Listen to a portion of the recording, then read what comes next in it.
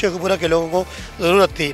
और इसी तरह हमने यहाँ पे चस्का बिरयानी के नाम से ये पॉइंट बनाया है, तो इसमें हम एक बिरयानी लेके आ रहे हैं जो कराची की बड़ी मशहूर तय वाली बिरयानी है। और उसके साथ पूरे शेखोपुरा में कोयटा की कड़क चाय किसी के पास नहीं थी, तो साथ में हमने फिर चाय का भी यहाँ पे अरेंज किया है और फैमिली हॉल भी साथ है, फैमिलीज़ के लिए भी जगह है। तो मैं रिक्वेस्ट भी करूँगा तमाम शेखोपुरा के लोगों से कि वो एक दफ़ा ज़रूर आ गई इसको टेस्ट करें और इसका हमें ज़रूर बताएँ। जी अल्हम्दुलिल्लाह, जो बिरयानी हम मुतारफ़ करवा रहे हैं वो शेखोपुरा में इंशाल्लाह पहली दफ़ा ही मुतारफ़ हो रही है। बच्चे भी बड़े शौक़ से खाएंगे क्योंकि इसमें ज़्यादा स्पाइसी तो नहीं है, बड़े नॉर्मल और मुनफरिद जो इसमें जायके हैं।